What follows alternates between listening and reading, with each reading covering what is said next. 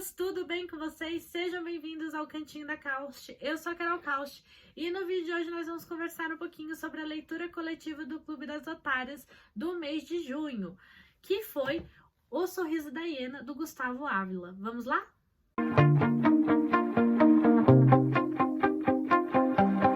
Para quem já me acompanha há um tempinho já sabe que eu, com mais duas amigas booktubers, formamos o Clube das Otárias, onde a gente organiza leituras coletivas.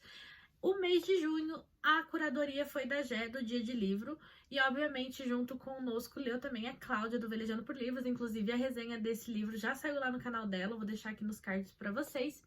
Enfim, que é legal a gente ter outras visões. Obviamente a gente vai ter a nossa live de debate final, que eu já vou convidar vocês também lá no final do vídeo falar um pouquinho sobre ela. Esse vídeo não contém spoilers, a live sim. Então, é isso. Vamos lá. Eu confesso pra vocês que eu nunca tinha tido contato com o Gustavo, porém eu tinha uma certa curiosidade, porque eu sei que esse é um dos livros preferidos da Gé. Ela tem resenha no canal dela também, e ela já tinha comentado sobre o livro. Eu gosto de thriller psicológico, mas esse é meu primeiro contato com o autor, e eu vou dizer pra vocês que provavelmente é o primeiro, porém não vai ser o último, porque eu gostei muito desse livro. Ah, já nunca decepciona, né, gente? Eu sempre... não tem um livro da leitura coletiva dela que eu não amei. E vamos lá. Aqui a gente vai acompanhar alguns dilemas morais que são bem interessantes. Eu acredito que vai render bastante na live de domingo.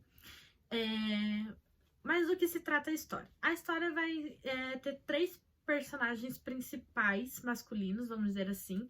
Obviamente tem mais personagens que aparecem, porém esses três são o foco maior do livro, onde a gente vai acompanhar ali o desenvolvimento deles, que é o Arthur, que é o investigador, o David, que é o cara misterioso, né?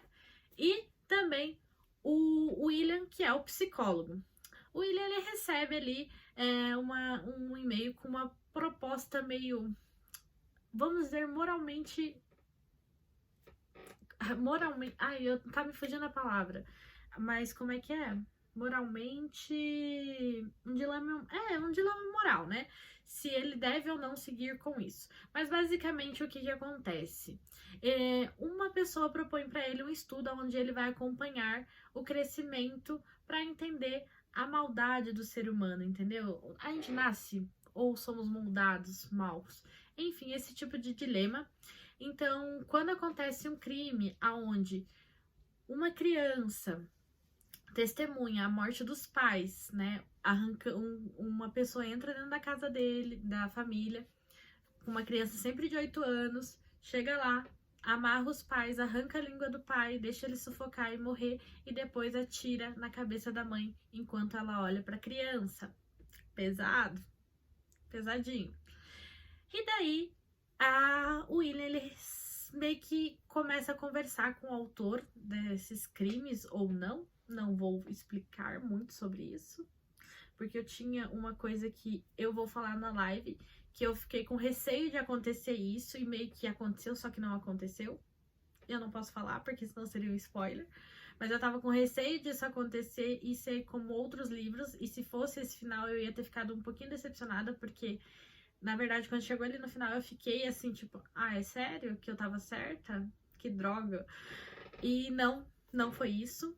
Teve um plotzinho ali que eu gostei bastante. Mas basicamente é isso. Então, ele meio que sabe que vai acontecer e ele tem aquele dilema. Ele vai fazer o estudo, ele vai ajudar a polícia, em contrapartida que nós temos o detetive que tem uma síndrome de Asperger. Ai, eu não vou saber pronunciar agora certinho. Eu tô cansada, gente. Cheguei do trabalho e vim fazer algumas coisas e gravar. Enfim, e daí, aqui a gente vai acompanhar esses três aí, onde um tá cometendo crime, o outro está acompanhando os crimes e o outro está investigando os crimes. Basicamente, são essas três frentes aí que a gente tem. Obviamente, tem outros personagens envolvidos, como o hacker, que, né, acontecem umas coisas. As próprias crianças que sofrem os traumas, né? Porque imagine você ver seu, né... enfim, os seus pais.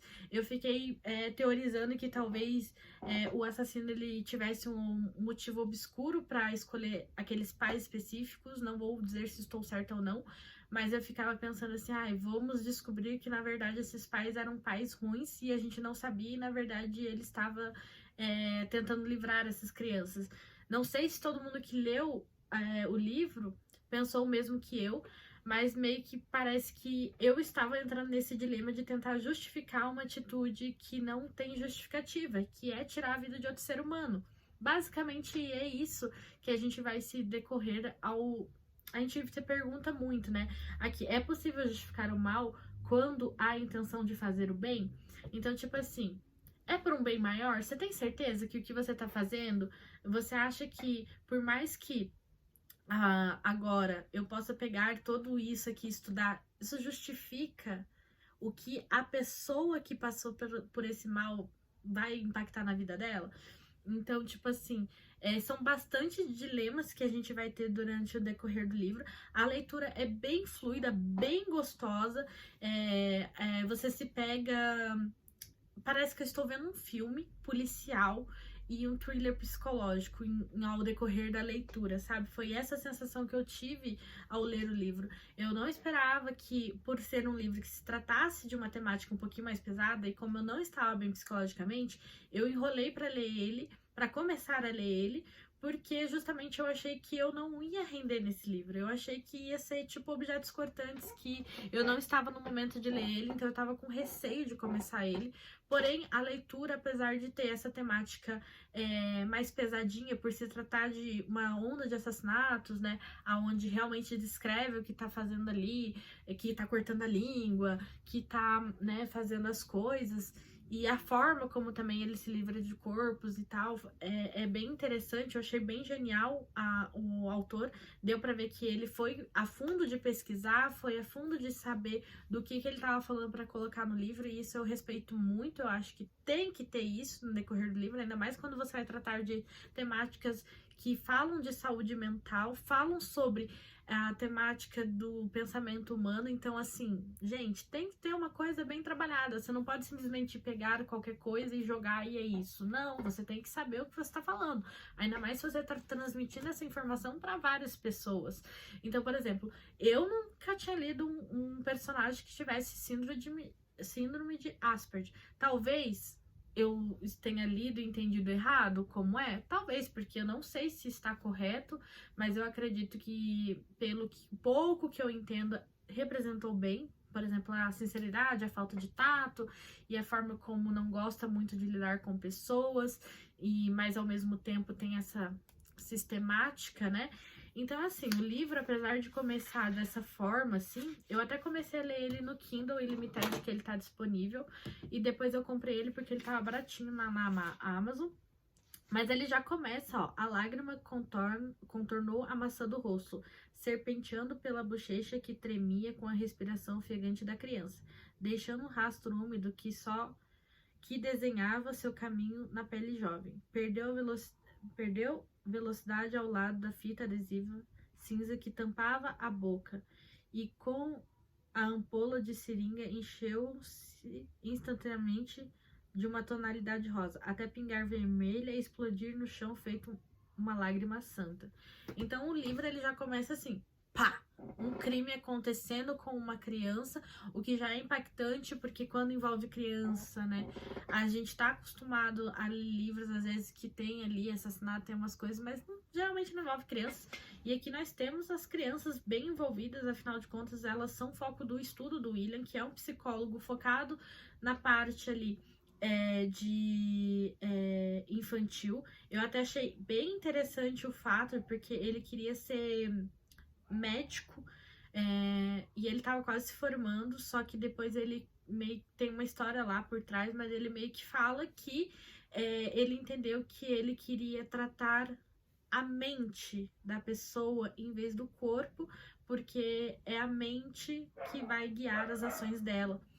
E daí o William vai entrar numa questão bem complicada ali, né? Porque ele começa a conversar com o suposto assassino, que é o David, e daí você fica assim,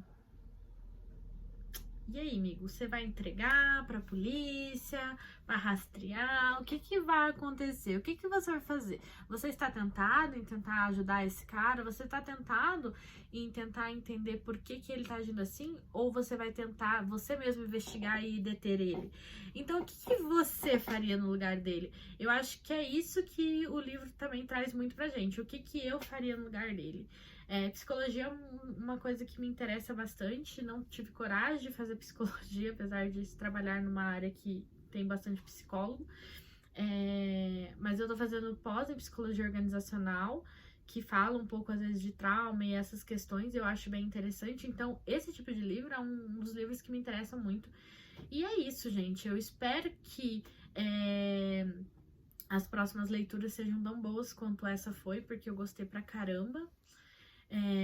E domingo vai ter a live final, né, do debate, que vai ser no canal da curadora do mês, que é a Gé do Dia de Livro. Junto com a gente vai ter a Cláudia, do Velejando por Livros. Eu vou deixar o link do canal das meninas aqui para vocês ir lá curtir. Tem muito vídeo maravilhoso, tem muita coisa boa lá, né? E é isso. Espero que vocês tenham gostado do vídeo de hoje. Não esquece de deixar um like para ajudar no crescimento do canal. Se inscrever se ainda não for inscrito. Nós batemos os 500, gente. Eu tô muito feliz. Muito obrigada. Sério, gente. Fiquei muito, muito feliz. E é isso. Um beijo e até o próximo vídeo.